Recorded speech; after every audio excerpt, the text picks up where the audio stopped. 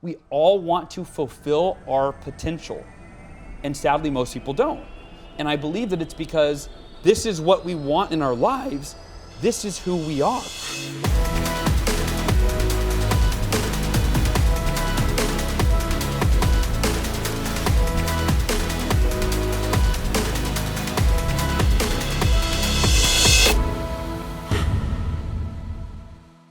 Hey everybody, welcome to Impact Theory. Our goal with this show and company is to introduce you to the people and ideas that will help you actually execute on your dreams. All right, today's guest is the best-selling author of Miracle Morning and one of the highest-rated keynote speakers in America. His book has sold more than 600,000 copies worldwide, has been translated into 27 languages, and his teachings are being practiced by more than 500,000 people daily in more than 70 countries. But all of that almost never happened. At the age of 20, he was involved in a catastrophic drunk driving accident that was so violent it ripped his car in half and actually took his life. His heart stopped beating for a full 6 minutes, and over the next week, as he lay in a coma, he died 2 more times. After 7 surgeries in just 6 days to repair the extensive damage he sustained, including 11 broken bones, he finally stabilized, but doctors warned that he may never walk again. But not only did he walk again, through sheer force of will, he ended up running a 52-mile ultra marathon and recovering fully. But just as everything in his life were finally humming along, he found himself near death once again. This time, it was a very rare, very aggressive form of cancer that took him from symptom-free to the verge of multiple organ failure in just days. He immediately began a brutal chemotherapy regimen and once again, through discipline of thought and action, saw his way through and back to health. But just surviving is not his mission. He wants to help others thrive as well. And his unique ability to teach the lessons he's learned are allowing him to do just that. So please, help me in welcoming the man whose book has over 2,000 5-star reviews on Amazon, the Hall of Fame business achiever, Hal Elrod. How are you doing, man? Good to see you, Tom. Yeah, you as well, dude. Very excited to sit down and talk. And what's crazy is even all the madness that I talked about in the intro, I didn't get to cover one of the crazier parts, which was what happened when the economy went bust in 2008. You lost like half of your income and had to fight your way back from that. Yeah. And I want to understand, like, the thing that really seems incredible about you is your ability to regulate your emotions, to get back on track, and to keep pushing forward. So what was that like in that moment? You said that you were depressed or close to depression. How did you restabilize?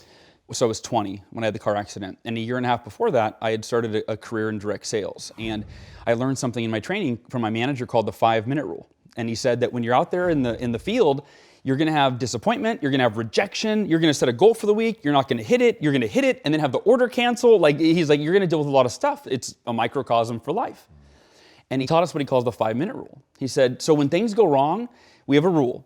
It's okay to be negative, but not for more than 5 minutes. Give yourself 5 minutes, set your timer on your phone. He would literally teach us, set the timer. You get 5 minutes to bitch, moan, complain, cry, vent, punch a wall, whatever.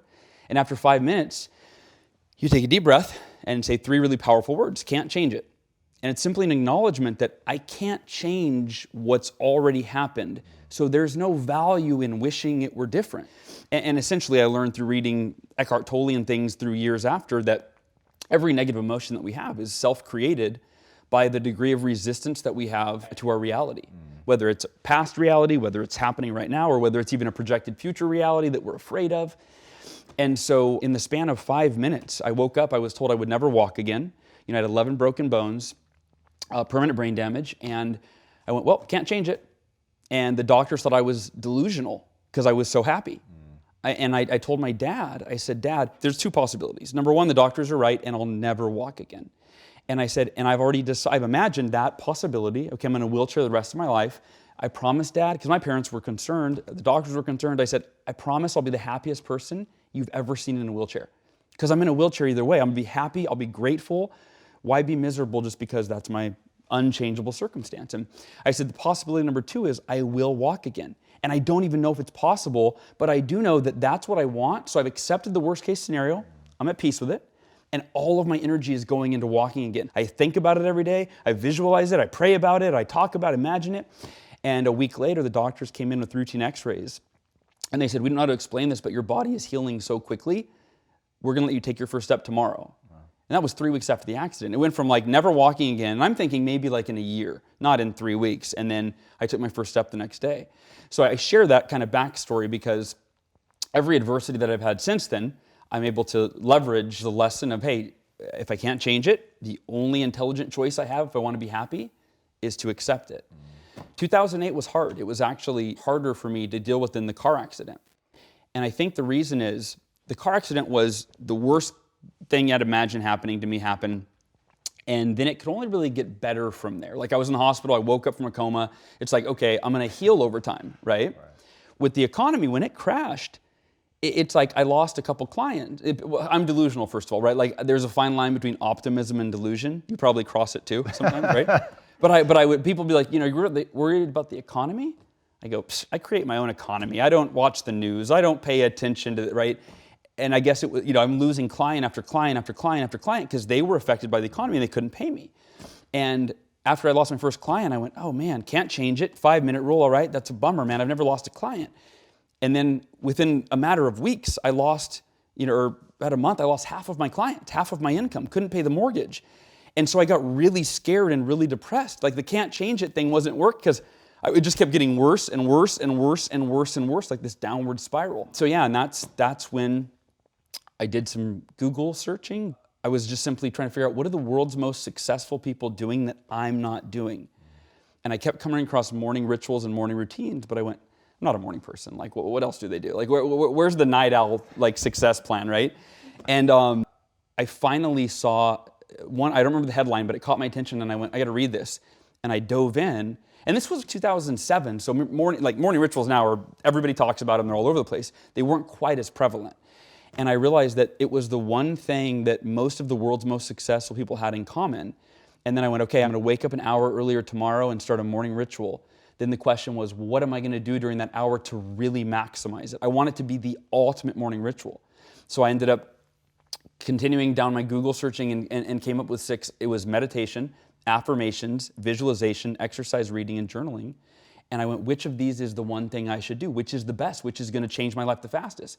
And the epiphany happened when I went, what if I did all of these? What if I woke up tomorrow, I did the 6 most timeless, scientifically proven personal development practices in the history of the world that, you know, for centuries they've been working for people. And the next morning I woke up, even though I wasn't a morning person, did all 6. And I went from being depressed and scared to like my mental and emotional, I was at a peak. I went, wow, if I start every day like this, it's only a matter of time. And it was less than 2 months that I doubled my income, decided to run that ultra marathon that you'd mentioned. And it felt like a miracle. I told my wife, I said, sweetie, this is like a miracle. She's like, it's like your miracle morning. I go, yeah, it's my miracle morning. So I started writing my schedule as my miracle morning. It was never a book idea. And the light bulb went off that I went, well, if this is changing my life and I wasn't a morning person, and it's changing all of my clients' lives and none of them were morning people, this could change the world. Like I have a responsibility to get this message out there. No, man, it's such an extraordinary story. When you were telling that, you said something that really caught my attention, and that's the duality of I accept that I can't change it, and there's something that I really, really want. So maybe I'm never gonna walk again, and I can come to peace with that. But over here, I'm thinking, I'm praying, I'm visualizing about getting up and walking. Mm-hmm. And I know that you've used that in other places in your life. How do you maintain that duality? How do you talk about that to other people? Because to me, I've always told people you have to be able to hold 2 conflicting ideas in your head. Like it is, and I don't remember where I heard this, but that one of the hallmarks of real success is the ability to do that. And hearing you talk about it when the stakes are as high as I may never walk again was the first time I heard somebody that had that much on the line talk about that duality. Tell me a little bit more about that and how you manage that. Yeah, and you mentioned how do I talk about that or teach it, right? Like when I'm brought in, every keynote that I give is the miracle morning. It's always like a CEO that read the book and he's like, you gotta come teach our sales team or our staff or whatever, right? So that's why I'm brought in. For 10 years as a keynote speaker, I was telling my accident story and teaching this lesson of the power of accepting what you can't change and giving yourself the gift of emotional, I call it emotional invincibility, right? And it's where you're invincible from any emotions controlling you, and you're in control of your emotions. And so I talked about how, what you said, the duality, where the more we want something, usually, the more disappointed we are when we don't get it, right? Or devastated, right? The more we want it, right? It's that spectrum of, if you really are like, you want it more than anything in the world, then if you don't get it, you're devastated, you're suicidal. I mean, you're right. And so I think that for me, it takes practice. Now, we say this to the audience. They go, how many of you think this is really a powerful idea? It makes a lot of sense, but it's easier said than done. And everybody's hand goes up like, yeah, this is crazy, right? I get it, but I can't do that. And it's because we're not addicted, but we've programmed ourselves over our entire lives. The way we respond to adversity is the way we respond to adversity, right? So for example, traffic is usually a low level of adversity. If you're running late and you leave late because you woke up late or kids were whatever it was, you hit traffic. What's the response normally? Frustration. I'm stressed, I'm frustrated, right? And we literally spend the entire drive. So let's say it's normally a 30-minute drive to work and it takes us 45 or whatever because of traffic. You live in LA, right? You know it better than anybody. But we spend that entire 45 minutes literally killing ourselves, right? Being that we're stressed out, we're tense, we're frustrated, we're riding the car in front of us. Like, does that work? That doesn't move them, right? And I realized that, so people think, well, I'm upset because of this thing. We always have something to point to. Of course I'm angry. Look at what she did. Of course I'm sad. Look at what I lost. Of course I'm frustrated. I need to be at work in a half an hour and this is going to take me 45 minutes, right? We think it's the thing. We always point at the thing. And when I realized it's never the thing. It's our resistance to the thing. So when I was like anybody, I hit traffic and I'd be frustrated or upset or, mad at myself that I left late or mad at the person that made me late or whatever. And then I went, wait a minute. I actually used to have these wristbands that said, can't change it, that I used to give out to high school students after my speeches. And I'd be driving and I'd see my wristband and I'd go, oh yeah, wait, this applies, I can't change traffic. I would take a deep breath and I would just go, I'm going to enjoy the ride. And I would turn the radio on and enjoy. And so all of a sudden, traffic had zero control over my emotional state. And so whether it's traffic or it's being in a horrific car accident, we are completely in control of our emotional state. And the key that unlocks the door to emotional invincibility, if you will, is acceptance. It's accepting it. And so let me wrap this up answering your question of how do you get there. For me, it was logic. I went, okay, I can't change that I was in a car accident. It's kind of like what I said with the wheelchair thing, right? So if I'm in a wheelchair the rest of my life, I could either be miserable in a wheelchair and blame the wheelchair and the drunk driver and the car accident and all that. That's why I'm miserable, right? The victim mentality. I thought, that's no quality of life. And so I think for any of us, we go, well, yeah, I don't want to be stressed out in traffic. So virtually the only choice we have, if we don't want to be stressed out or depressed or, and I'm not talking clinical depression, that's a different state, but, right, is to accept our circumstances unconditionally. That's where I call it emotional invincibility. That's where when you get to that point of where you've accepted everything that's ever going to happen to you and you've made peace with it before it even happens. When it happens, you're like, oh, okay, this sucks. Worst thing that I could ever imagine, but I can't change it. So I'm not going to, problems are difficult enough to move through and overcome. Why add emotional turmoil to those problems? It doesn't help you get through the problem. In fact, it simply makes it harder, it takes longer, or it prevents you from solving the problem altogether because you're so emotionally engaged in it. You can't see, the sunshine through the clouds. Yeah, no, that makes so much sense. And I think having that emotional resilience is life-changing. Now, you said something that I think is really powerful, and that is when you're dealing with people that really want something, it's the thing they want most in life, or they're about to lose something, and it's the thing that they're most terrified about losing. What do you say about still allowing yourself to want something, believe in it, even though the more you invest in getting it, the more you think about it, people can feel like the farther I'm going to fall. Like the more people I tell I'm doing this, the more people I potentially embarrass myself in front of when it doesn't happen. How do you help them deal with that potential fear of embarrassment or failure or just outright disappointment? I think that if you go to the age-old adage, everything happens for a reason. I believe that's true, but not the way that we've been taught or conditioned to think, right? Usually most people, that's used in a circumstance where something terrible happens, right? You lose something, right? Everything happens for a reason. It's going to be okay. You're like, screw you and your reason. So to me, it's like, because people think it's predetermined, right? Or they look up to the heavens and they're like, why did this, what did I do to deserve this, right? Like they're searching for a reason outside of themselves. And it's really just perpetuating the victim mindset versus, I believe that everything happens for a reason, but it's 100% our responsibility to choose the reason.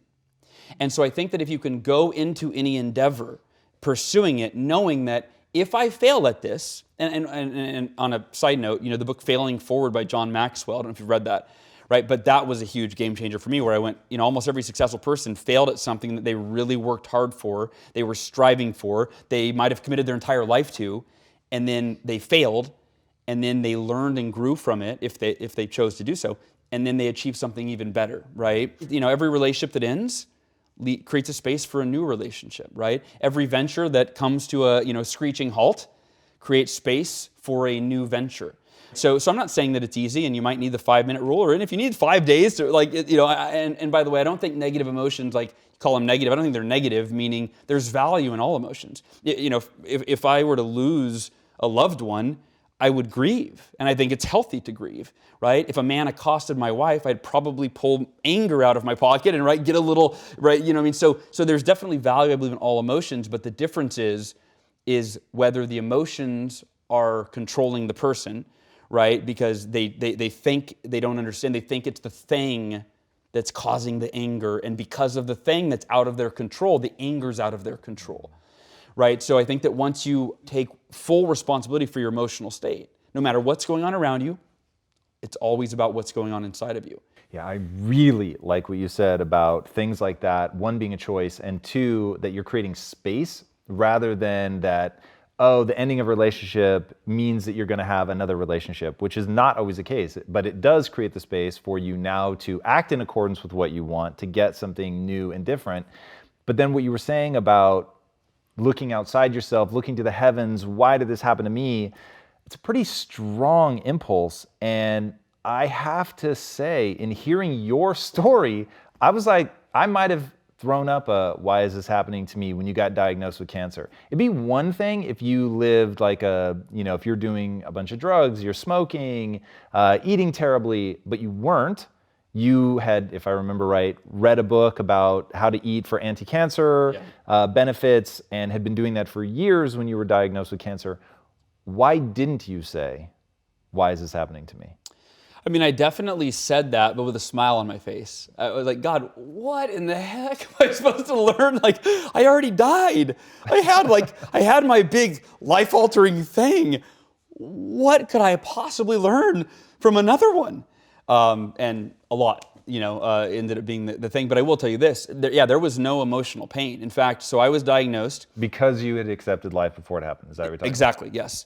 And to be fair, I have a new book coming out and I talk about this a lot. There's a whole chapter called Emotional Invincibility, and I talk about this and I say, look, I had an unfair advantage in that I had, for a major, the cancer thing, because I was able to look back and go, the car accident was the best thing that ever happened to me. Because of who I became by overcoming it, right? By moving through it with a positive attitude and all of that. And also it became my life's work. Talk to me about fear. I have from an emotional standpoint, I will put myself in the almost emotionally invincible position. I've spent an inordinate amount of time on that. Yeah. But I would have to process through some real fear, even if it was just, okay, now what happens to my wife? What happens to my family? So how did you deal with that? Here's an important piece of this is when it comes to accepting all things that you can't change, death is one of those things. So I made peace with death a long time ago. And I think that death is a big fear for all of us. And to me, I've gotten to the point where I realize it doesn't even make sense for that to be a fear. For anything that's inevitable or that you can't change, right? That there's no point in resisting it and wishing it weren't going to happen. And the way that I look at death is it's the other side of birth.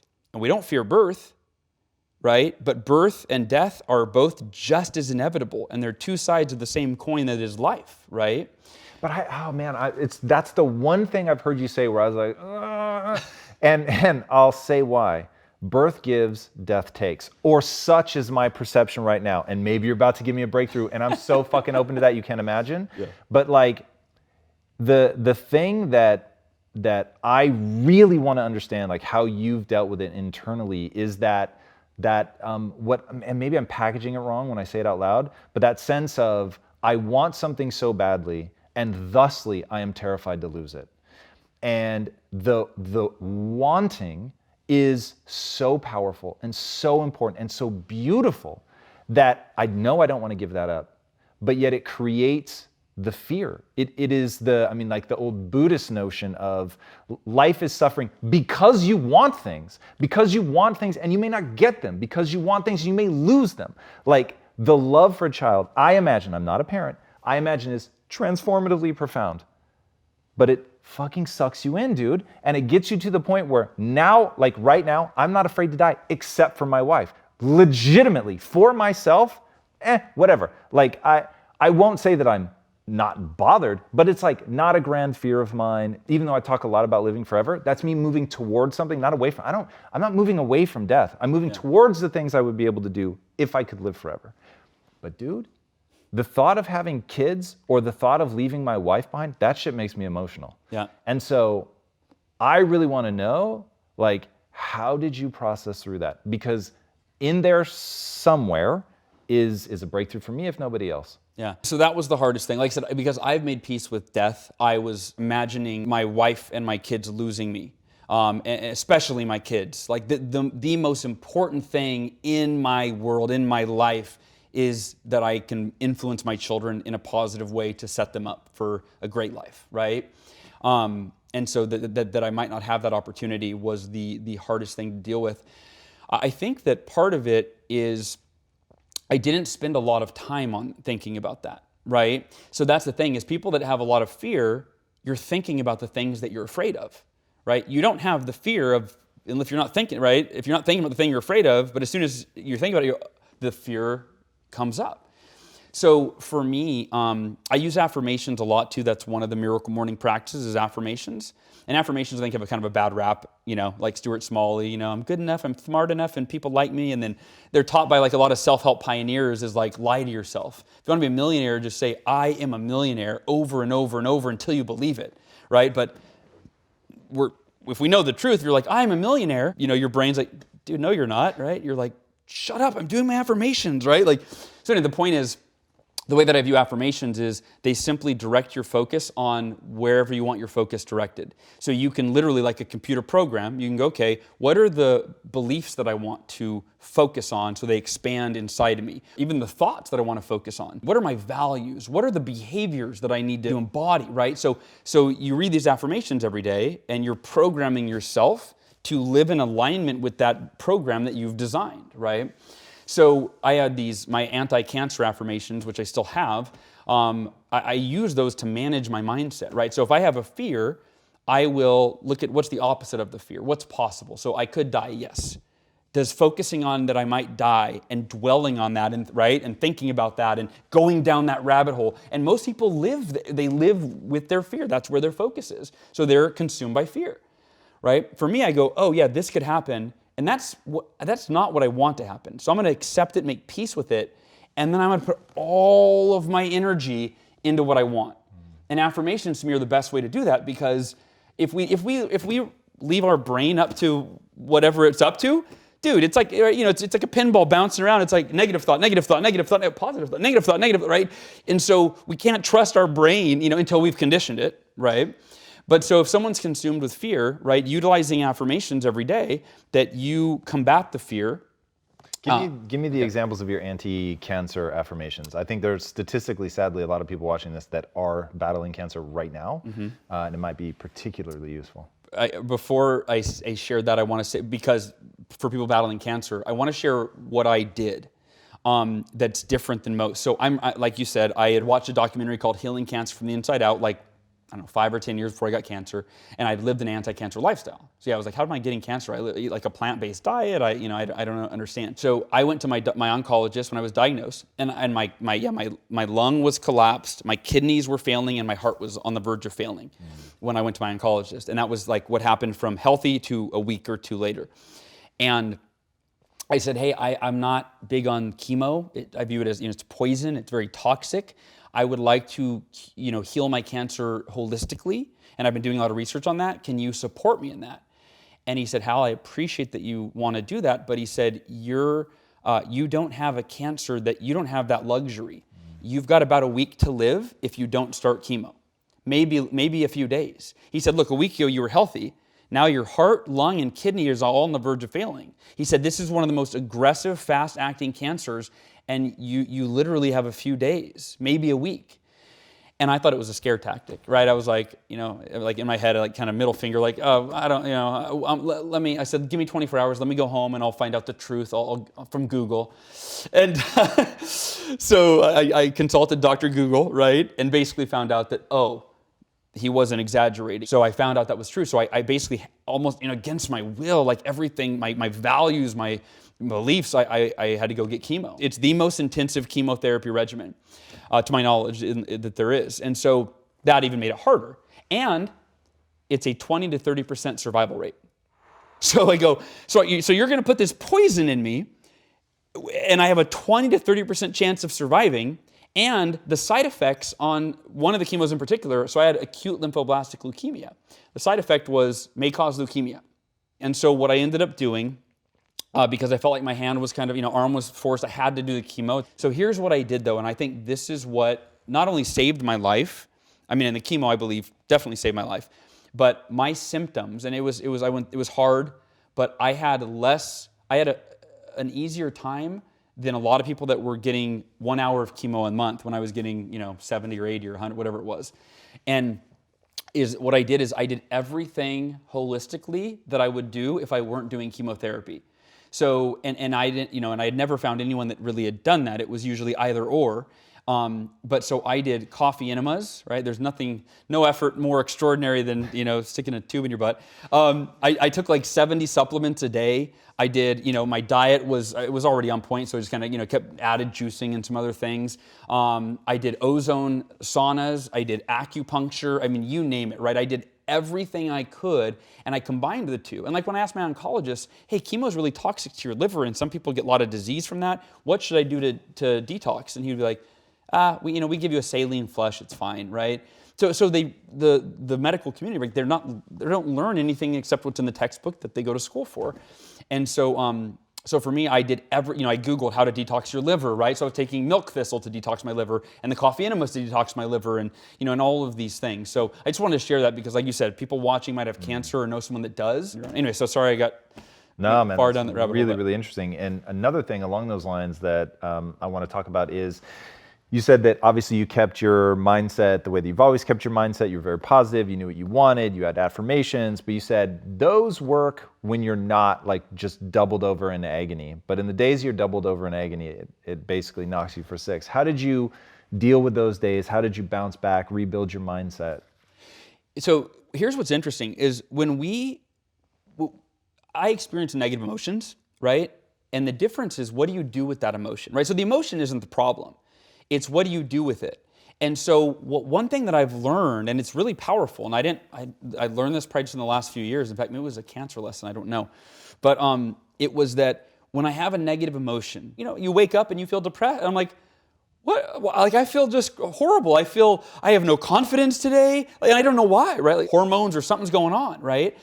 And what I realize is that it's not that emotional state that's the biggest problem for most people, myself included. It's what we do with that state, and we usually judge it, and we get afraid. Why do I feel this way? And the problem is, human beings, we're not good at space, like creating, understanding, spatial awareness in terms of time.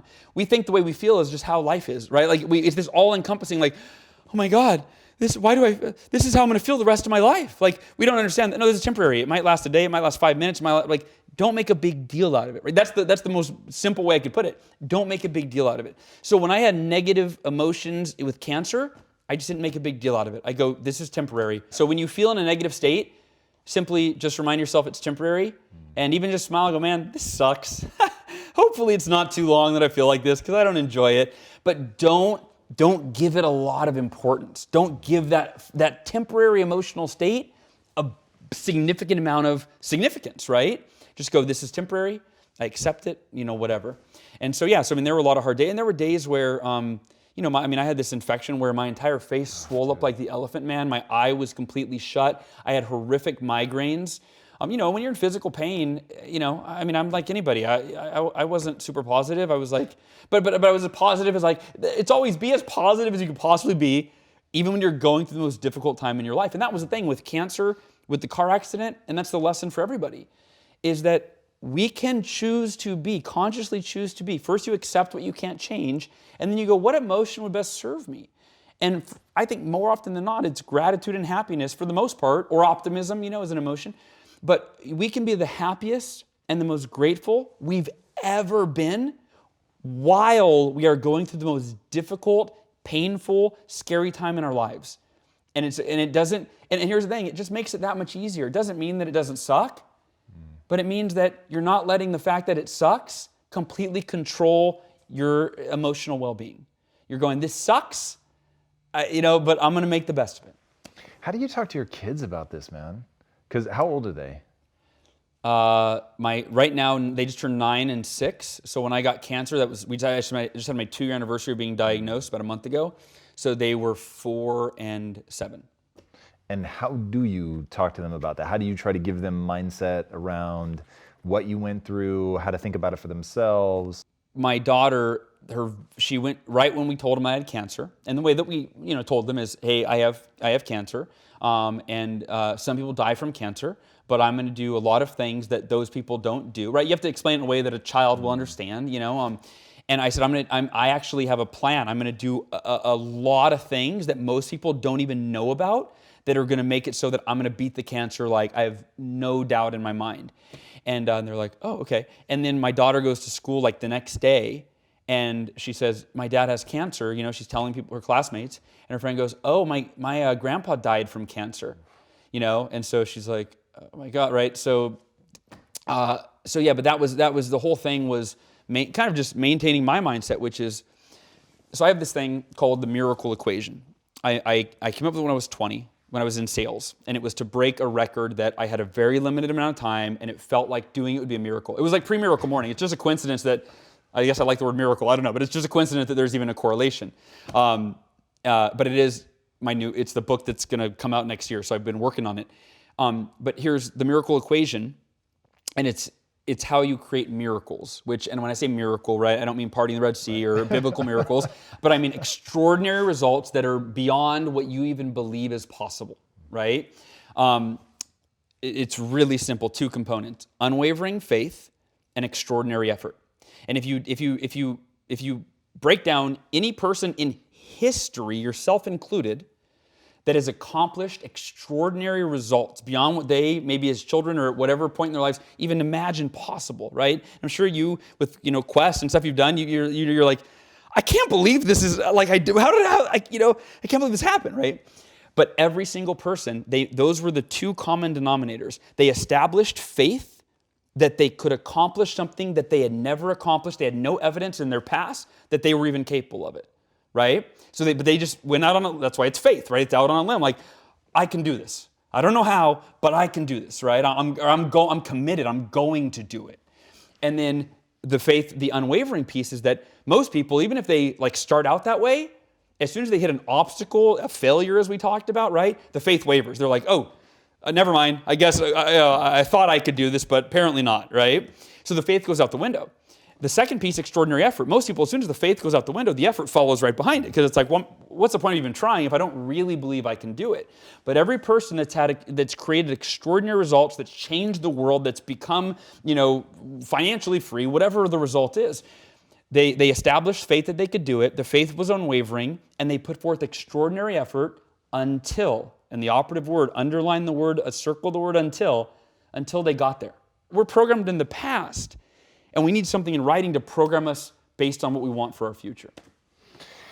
Yeah, that's pretty extraordinary, man. What do you think is like the key trait that you have that has allowed you to be successful, to build this mindset? Like, what's that foundation? Because I know a lot of people, they love what you're saying, dude. They're in, like they buy into it, but like it's like they can see the ladder, but they can't reach the bottom rung. Like, what's that like foundational trait that you cultivated in yourself? Is it optimism? Is it something that simple, or? I'm glad you asked the question, because like I view myself as a lazy person. I view myself like I have so many insecurities. I don't view myself, and I'm like really using affirmations to keep trying to see myself as different. In fact, the other night I had this epiphany. Actually, it was last night. It was last night at the hotel, getting ready for this. I had this epiphany that I go, and I wrote, and anytime I have an epiphany, it goes into like this affirmation app that I use, right? So that I can, again, can't have a thought and go, oh, it's a great idea, and then fall asleep and forget it, you know? So my epiphany was, I still view myself as this 20-something-year-old kid who was trying to make it, who wanted people to accept me, who really loved all people, but felt like I didn't know how to get that across, so people like thought I was a, punk 20-year-old kid or whatever, right? So the point is, right, like I still deal with all sorts of insecurities, and so I just want, because I saw David Goggins, right? I was watching his interview, and I'm like, this guy's from a different planet. Like, I don't have anywhere close to his discipline or will, So part of it is I've been put in circumstances that I had, it was either like, right, fight or flight. What am I going to do? I've had great mentors that have taught, like the 5-minute rule and the power of acceptance. That was taught to me when I was 20. My parents, my sister died when I was 7, or I was 8, and she was a year and a half. And just my mom and my sister at home, and me. And my mom was breastfeeding my baby sister, Amory. And she, all of a sudden, I was across the hall sleeping, and my dad was at work, my sister was out of town, and I heard my mom screaming, my baby, and I'm kind of like coming to, and I thought she was playing with her, like, oh, my baby. Right. And all of a sudden, like, I get clear that like the horror in my mom's voice, and I run across the hall into her bedroom, and Amory's dead in her arms. Whoa. She had heart failure, and she was born with a really rare condition. My parents, within a matter of, it was less than a year, my mother, devastated, but she founded a support group for parents that had lost children, like under the age of 5 or something, right? So she led that for years. They started a fundraiser to raise money for the hospital that cared for Amory while she was alive. And so I didn't even know it then, but I learned, right, I think it was planted in me that you take adversity, right, and you find the advantage, or you turn it into an advantage, right? Tragedy into triumph. I mean, so I think it's just the conscious choice to and optimism is probably, that might be the simple way to put it. Optimism, and then I will throw one other quality in there, which was a chosen, learned quality, which is what really led to the Miracle Morning. The day I came with the Miracle Morning, and it wasn't called that, but I heard a quote from Jim Rohn. And Jim Rohn said, your level of success will seldom exceed your level of personal development, because success is something you attract by the person you become. And in that moment, I went, dude, I'm not dedicating time every day to my personal development. I'm in survival mode. I just go into my office. I just like work all day and really not productive. I just spin the wheels, and I'm in fear mode. I'm in scarcity mode, right? And then I do that until I'm exhausted and I go to bed. That's my daily routine. And for a lot of people, I think that's it. You wake up, you deal with life, and then you go to bed, right? And I went, therefore, because I'm not dedicating time every day to my personal development, I'm not becoming the person that I need to be that has the knowledge and the beliefs and the energy and the qualities, the characteristics, the skills, the talent, right, to create the results, the success I want in my life. And that's when I went, I've got to create the most extraordinary personal development ritual in the history of humanity, and I got to start doing it. And that's how the Miracle Morning was born. So the point is this. I believe that is one of, if not the most fundamental key to success, is that quote, that philosophy from Jim Rohn. And here's the way that I equate it in my head. if we're measuring success on a scale of 1 to 10 in any area of life, I don't just mean, usually success we think like professional success. I'm talking about your level of success in your relationships as a parent, your level of physical energy, your level of success, in terms of your emotional invincibility rate. On a scale of 1 to 10, what level do we want? 10. 10, right? Nobody's like, I don't want to be too happy. I don't want to be annoying happy. Like, I'll do a 6. Like, I don't want too much money. I don't want family coming out and asking. No, we all want, like, that's one thing we share in common as humans is we aspire. Like, we actually all have it in us. We all want to fulfill our potential. And sadly, most people don't. And I believe that it's because for me, I went, okay, I want level 10 success in every area of my life. But like Jim Rohn is saying, my level of personal development is like at a 2. Maybe a 3 on a good day right now, right? And this is the disconnect. This is what we want in our lives.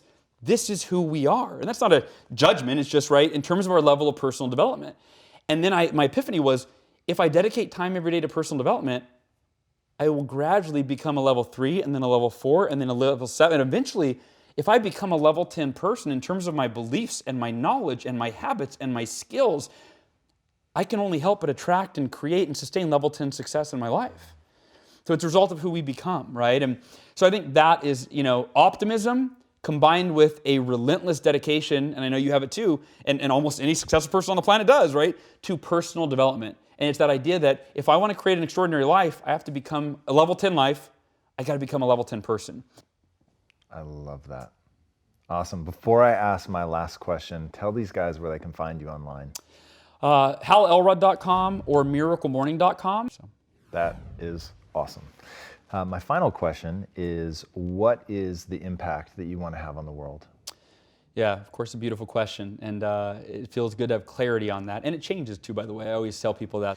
So my mission in life is to elevate the consciousness of humanity one morning at a time, one person at a time. And I had it was probably a year ago. We were talking, somebody asked me this question, we were talking about it, a friend, and I had a realization. I go, this is kind of grandiose to say this, but the Miracle Morning literally could lead to world peace. Wow. And the reason I say that, like right now we're working on doing a program in schools where across all grades, from preschool to college, where teachers start every day with the Miracle Morning with their students, right? So they lead them through it's a 6-minute version of 1 minute of affirmations, 1 minute of meditation, 1 minute of exercise, 1 minute of reading, right? Journaling all the way through. And my thought, like, imagine if every student in the world started their day with meditation with those practices. Like, it could end bullying. How are you going to beat up the kid that you just meditated with, and you heard his dreams and his ambitions and his affirmations and so on and so forth? So I'm seeing it in the community and around the world that really, as it elevates the consciousness of each person each morning, there's a ripple effect that expands out to their world, their families, their communities. CEOs are better leaders for their employees, so on and so forth. So, that's the mission that I'm working on. Damn good mission. Appreciate awesome. It. Hal, thank you so much for coming on the show, man. That was really extraordinary. All right, guys, there are a few people in this world who get to show what their leadership is really about because they've been tested. And I think after hearing his story, I think it's very fair to say that he's been tested not once, twice, but 3 times, and built that mindset by going through those things and really seeing in the trenches what works, what helped, and then bringing that back. I was telling him before we started rolling, the thing that I find so extraordinary about him is in the classic hero's journey, the ending of the story is always the person bringing the lesson back to everybody else and teaching. And that's how I see him. I see him as somebody who is living the hero's journey and really engaging in that final, most amazing piece, which is to share the things that he's learned. And I think as you engage with him, engage with this content, read the book, you're going to see that. You're going to see the profound way in which he's able to really explain things and make it accessible to everybody else so that we can use this stuff in our own lives. I think that what he says is just extraordinarily powerful, and it works, and it's the kind of thing that I've seen countless people in my circle that have achieved just amazing things in their lives. They're all using the elements that he's talking about. So like he says, this really is tried and true stuff that a lot of people are putting to use. His own community, 500,000 people every day wake up and do the Miracle Morning routine. So check it out. It is something that could be really profound in your life. The affirmations, a lot of this stuff, I just think is unbelievably powerful. So give it a shot. I'd love to hear how it's working for you. I think it's going to serve you well. If you haven't already, be sure to subscribe. And until next time, my friends, be legendary. Take care. Hal, my man. Dude, that was awesome. Hey everybody, thank you so much for watching and being a part of this community. If you haven't already, be sure to subscribe. You're going to get weekly videos on building a growth mindset, cultivating grit, and unlocking your full potential.